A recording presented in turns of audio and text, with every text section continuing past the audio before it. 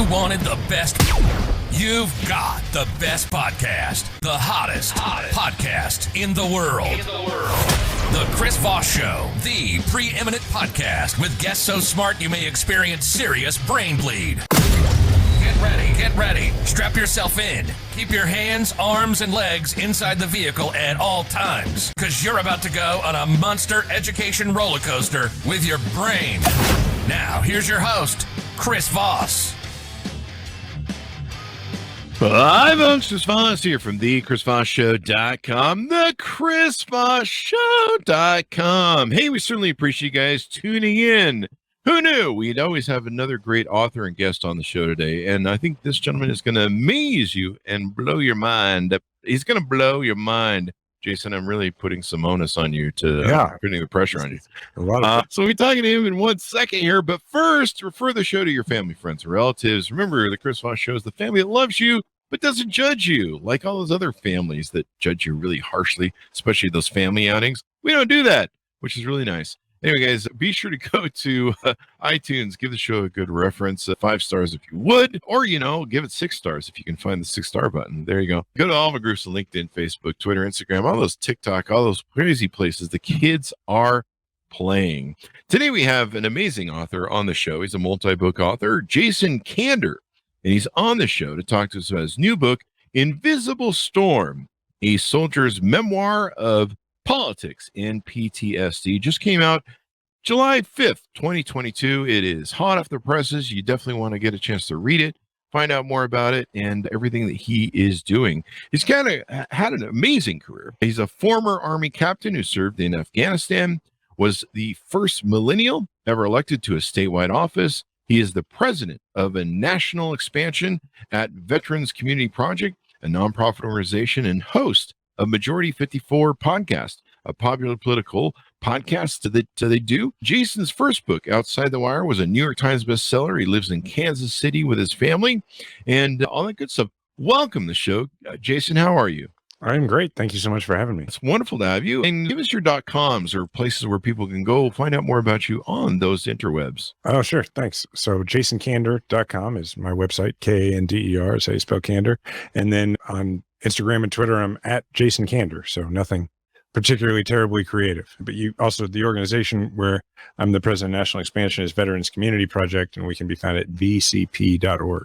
That's awesome. So what motivated you want to write this book? Well, this is the book that I needed 14 years ago when I came home from Afghanistan, but it didn't exist. So I finally decided to write it. It is a book about my experience, pretty well running for president while I had a secret undiagnosed, untreated psychological disorder, PTSD, that I just refused to acknowledge for a really long time. Mm-hmm. And then finally in 2018, I made a pretty major news by dropping out of public life and deciding to go to the VA to get help for PTSD. And then I went to therapy for several months, and now I'm in a phase of my life that I think of as post-traumatic growth. So I wanted people to know, people who are, whether they're veterans or not, who've experienced trauma, to know what I didn't know for a long time, which is that PTSD is not a terminal diagnosis, that if you treat it and you commit to the treatment, you can move forward with your life and you can manage it, and it won't slow you down, won't limit you, and you don't have to live that way. And I thought the best way to do that was to just tell my story. That's awesome. How many returning soldiers suffer from PTSD from tours of duty?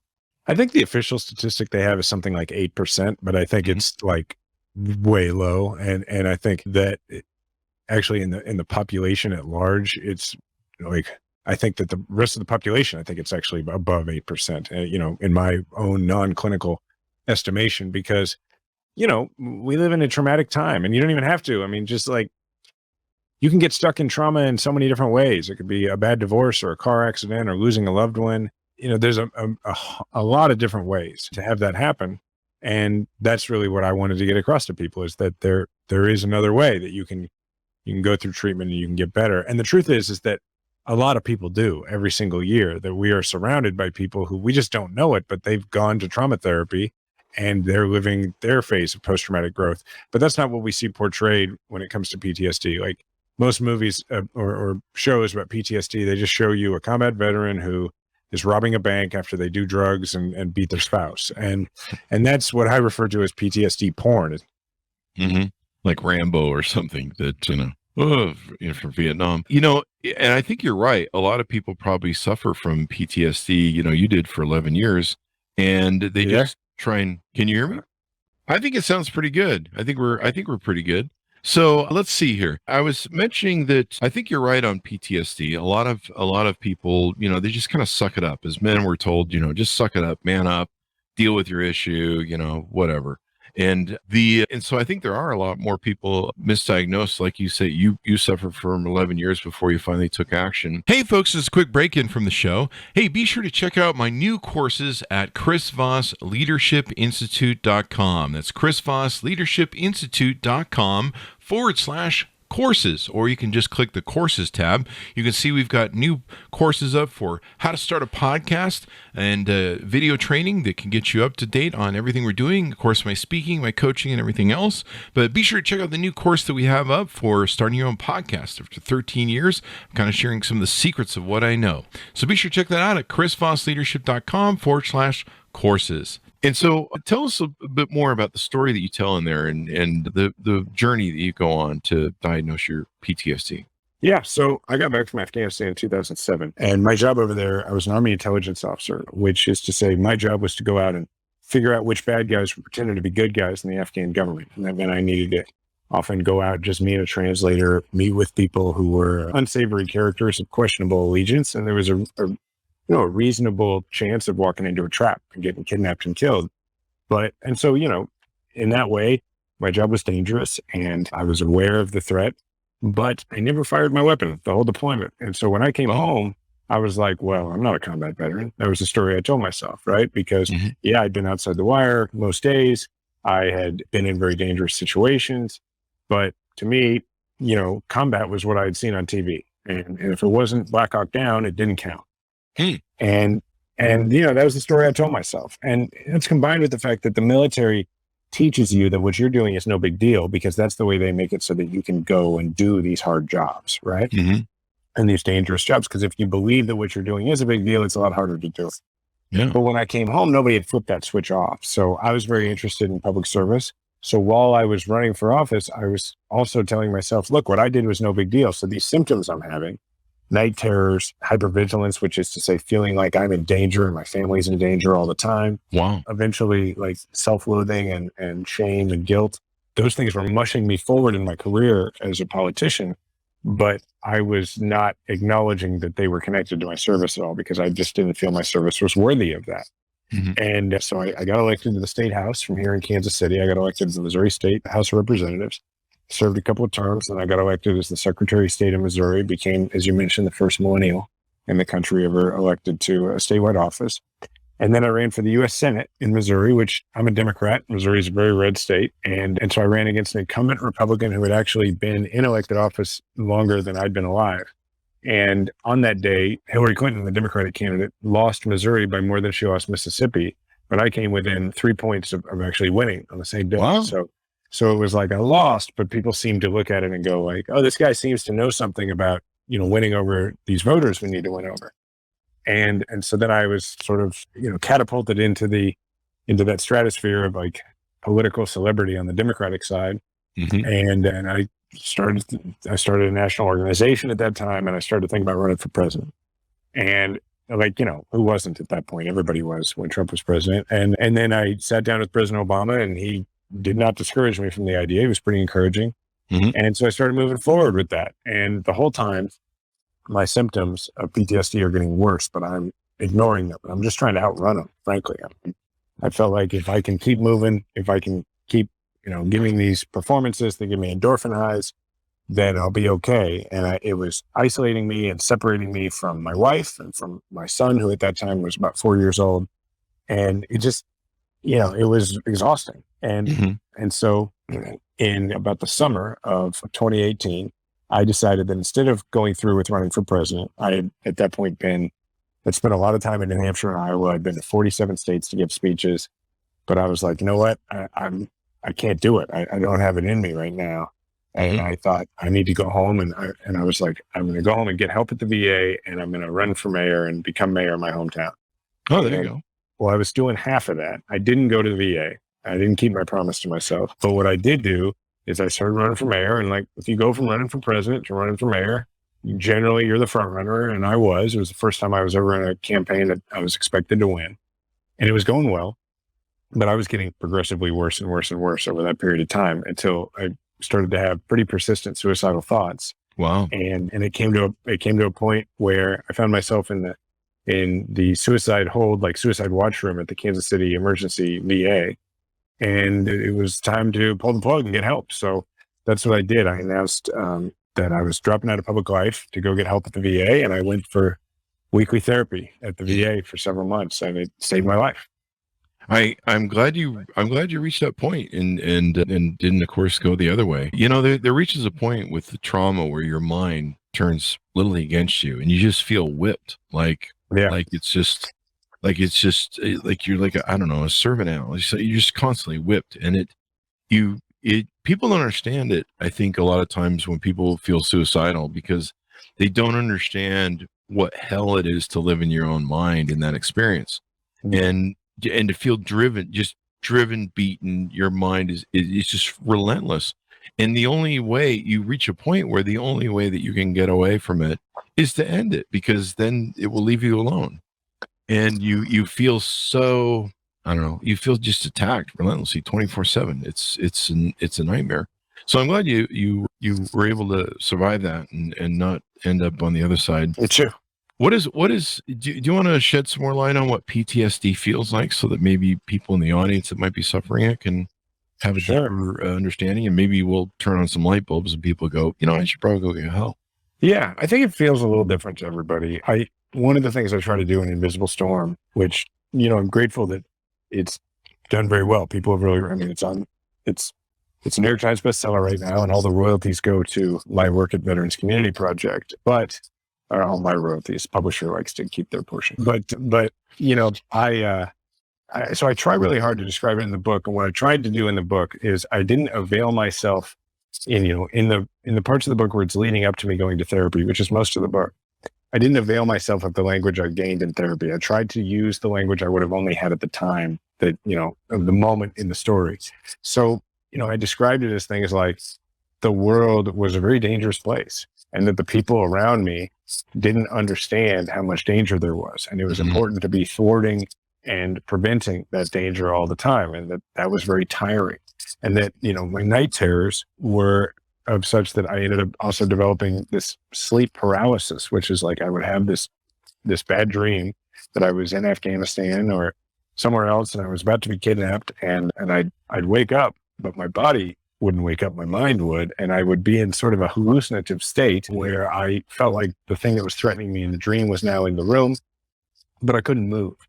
And my wife actually would sleep really light so she could rock my body to wake me up. And then, so these are some of the symptoms I had, right? But what it felt like on a day-to-day basis was, that feeling where like something happens in the other room, like like your kid is playing in the other room and you hear a crash. And as you're running in there to see what happens, your mind is playing all the possible terrible scenarios. And it turns out your kid's fine. Whatever fell, missed your kid, it's fine. But then your brain goes to this place of what could have happened, and you imagine it for a moment, and it's like uncontrollable dread. Well, PTSD is like having that feeling a lot of the time. And for me, it was like feeling like when something didn't happen, it wasn't that it didn't happen. It was that it barely didn't happen. And then I must have just barely prevented it. And I have to be vigilantly on guard all the time to prevent this bad thing from happening. I learned in therapy that was because my mind learned in Afghanistan, given the job that I did, that if you didn't control the situation at all times, you might be killed. Yes. And so I was desperate for a sense of control all the time in my life after Afghanistan and before therapy. The other way I sometimes describe it is it's like that feeling of anxiety that you have when there's like 4 tasks that you need to do and you haven't had a chance to write them down. And so you're trying to go about your day and not have the 4 tasks fall out of your head. Well, it's like that if you have this sinking, vague feeling that if you don't remember all 4, you might get killed. Wow. That's how it felt to me. Yeah. Did you go through survivor's guilt at all? Yeah, I had a lot of survivor's guilt, and just a real feeling of unworthiness, and a feeling that I was pretty irredeemable because I had friends who I felt had done more. And here I was, living this life where I was flying high and, becoming famous and being afforded all these great opportunities and experiences. But I had, friends who had been hurt, friends who were still serving, I just felt completely unworthy of the life that I was living. Mm-hmm. Kind of maybe some imposter's guilt. Yeah. And it made me dislike myself as a result. Yeah. Yeah. So how does it affect families? You talk in the book, your wife, Diana, I believe, you talk about how she worked with you and what's the impact to the families? And that's probably an important way for some people that might have it, that they haven't dealt with it, might identify it. Yeah, it has a profound impact on families. One of the things that I did in the book is every chapter, there's a passage written in first person by my wife about her experience. And it's there for a couple of reasons. One is because I'm describing everything without the benefit of the vocabulary I learned in therapy, you're getting the viewpoint of somebody who had PTSD rather than me now. I mean, I still have it, but rather than me now where I've been through therapy and I understand, you're getting it. I kind of re-entered my previous mindset to write it so that it could be more relatable for people who hadn't been through treatment. Well, the shortcoming of that is that, you want people to be able to get a full picture too. And so it was helpful to have a second narrator come in occasionally and say what they were observing and what was actually happening. My wife jokingly refers to some of her sections as rebuttals. But the other thing is that it does affect families profoundly. And my wife ended up developing secondary PTSD, which is a thing we didn't even know existed before I went to therapy. Wow.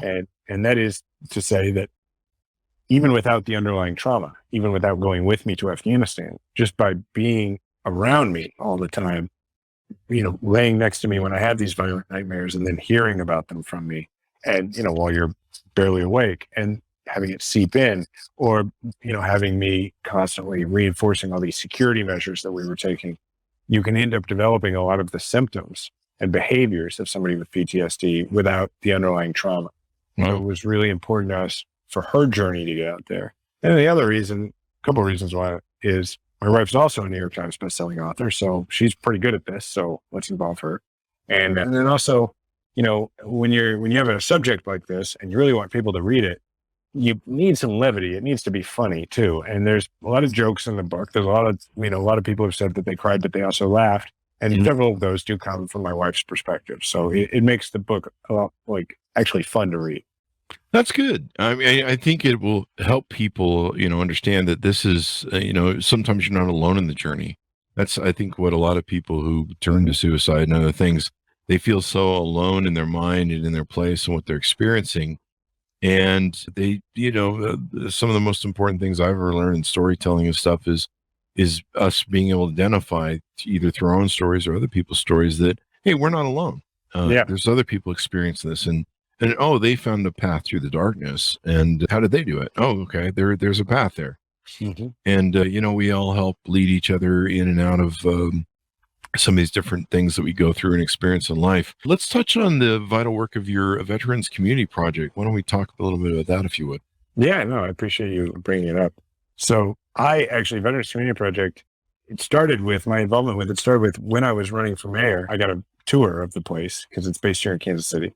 And I remember feeling like it just knocked me out. It was like a cross between a forward operating base in Afghanistan and a startup in Silicon Valley, just like they had a baby or something. And I just loved it. And I went home that night to my wife and I was like, boy, I wish I could quit everything I'm doing and just go work there. But it was like not a realistic notion at the time.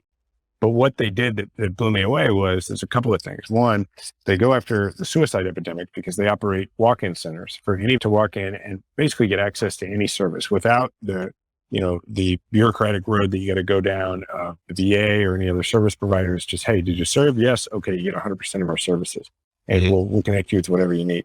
The second thing, and what they're much better known for, is the residential side, which is to say going after veterans' homelessness.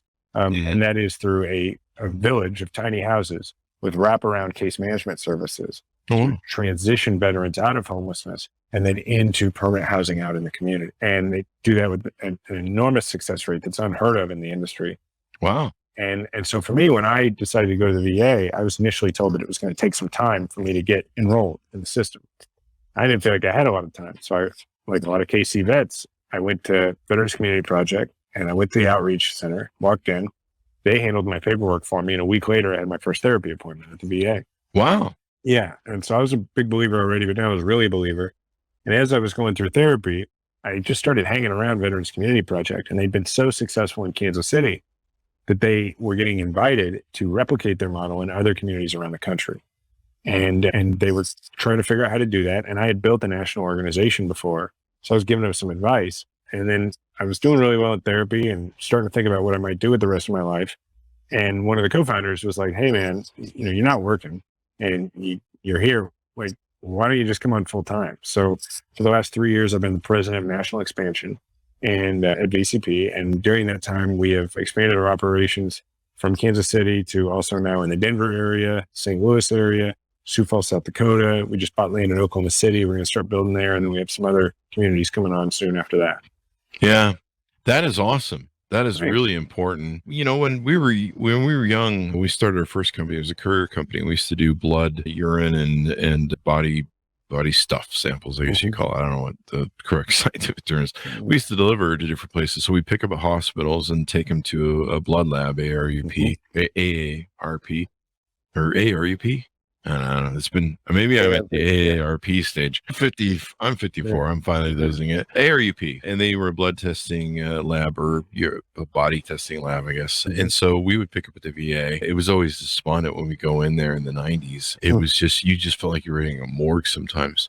And, you know, most of the times the doctors would just be like, "We're just waiting to get our degree so we can get out of here and go to our own practice." But you know, one of my friends who's in the military, he had a friend who was having a psychological breakdown, and he was going in and they were telling him, we can't find your records." You know, he's got like his dog tags and all of his stuff. Yeah. And they're telling him, we can't help you. We got to figure out where your records are. And you're like, the guy's like starting to lose it.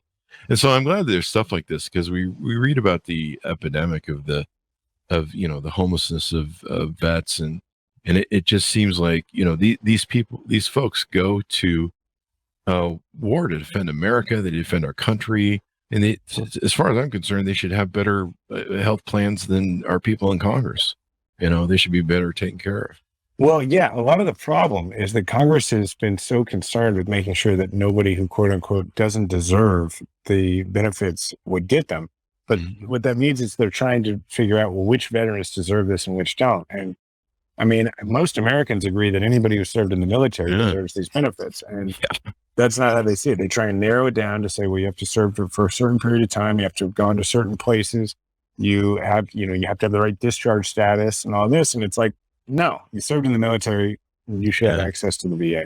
That's my opinion. I mean, when you choose to serve, number one, you're serving, and number two, you know, you're putting your life on your line. You know that if you get called up, you're going to go to a place, and you're putting your life on the line. So in some cases, just being a member of the military, you know, what was that terrorist base attack years ago where the guy went in and shot it up? I mean, you know, you can be targeted because you're in the military, and bad stuff can happen to you. So I think it's really important, and I'm glad you're doing this sort of work. You talk in the book about modern masculinity and vulnerability. And I mentioned earlier, a lot of men, we have that sort of man up sort of thing. We suck down our emotions and swallow them. We just keep on trucking. Talk to me a little about what you touched on there in the book, if you would.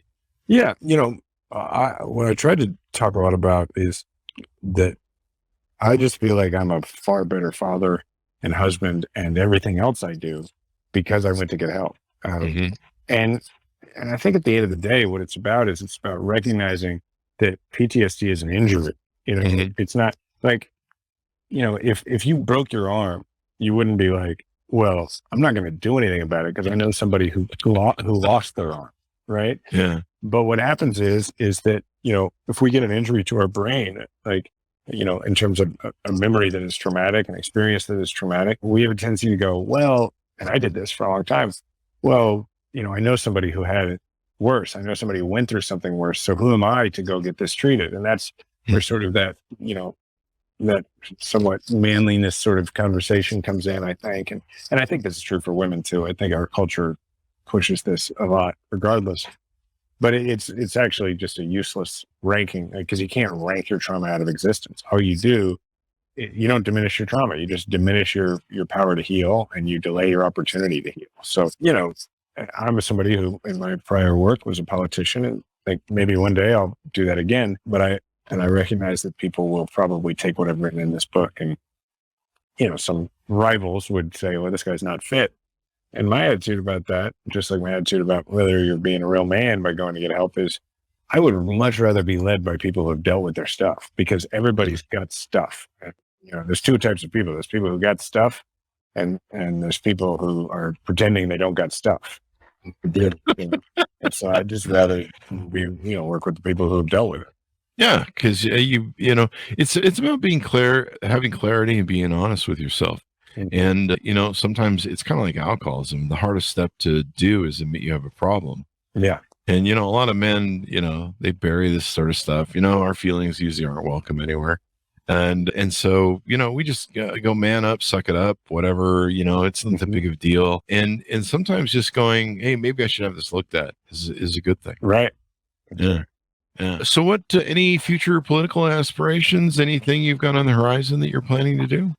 I mean, I don't have any plans, which is the thing politicians always say when they have plans. But I actually, for me, it's like I'm enjoying my life, and I wasn't before. And so that was one of the reasons I was really motivated to constantly be thinking about what I could do. And I feel like I'm still in public service. I had the opportunity to make a big difference in people's lives through Veterans Community Project. That's really important to me. And at the same time, I'm really enjoying my family. So if, in the future, my kids are 8 and 2, they're about to be 8 and 1, they're about to be 9 and 2. They both have September birthdays. And, when they get older, it might be an adventure my wife and I want to undertake, but it might not. I don't know. I still feel like I'm in politics. I serve on the board of Giffords and the board of Let America Vote, and I'm an activist. It's not what I get paid to do anymore. Mm-hmm. So yeah. Well, you have the podcast too there. Yeah, as well. You guys talk about politics. Pretty popular political podcast. So I have an opportunity to participate in the debate and to move the conversation. So yeah, I'm pretty happy with how things are. That's awesome, man. Well, I'm glad you're contributing, and I'm glad you found your peace, man. Finding your peace and being able to live within the confines of your own mind. And if that's a peaceful place, then everyone around you is happy and peaceful. And I'm sure your kids will love it, and I'm sure your wife enjoys it. And you meet a whole different person. And so hopefully more people, if they hear this or read your book, will reach out and get some help. And, it doesn't hurt. Like, people have asked me, what would you do if you could go back and talk to your 16 or teenage self again? Be like, go to therapy. Yeah. Right on. My great uncle told me that therapy is just about getting a master's degree in yourself. I like that. Yeah, it's right on. That should be a meme or something. That's brilliant. It's sad that sometimes we go through life, and I maybe this is just part of the journey we have to go on, but you don't learn about yourself as much until you've left enough trauma behind you, and you look back and you go, hey, everything has been on fire for the last yeah. Maybe it was me. Yeah. Yeah. That's the big twist. That's the big M. Night Shyamalan twist, that it was actually you. Yeah, it's actually, I see and destruction. Anyway, it's been wonderful having you on the show. Thank you for coming on. We really appreciate it. Thank you. And give us your .coms if you would one more time before we go on. So you can find me at jasonkander.com, and then I'm on Instagram and Twitter at jasonkander. The book, you can buy the book in a way that supports independent bookstores by going to invisiblestormbook.com, or, you can get the book wherever you get books. There you go, guys. Order up the book if you would, please. Invisible Storm, A Soldier's Memoir of Politics and PTSD, available July 5th, 2022. Get it wherever fine books are sold. Remember, stay out of those alleyway bookstores. They're dangerous. You might get a nail or a tetanus shot or something. Anyway, guys, thanks for tuning in. Be sure to go to youtube.com/Chris Voss to see all of our groups on Facebook, LinkedIn, Twitter, Instagram, all those crazy the kids are playing. Goodreads.com/Chris Voss as well. Thanks for tuning in. Be good to each other. Stay safe. And we'll see you guys next time.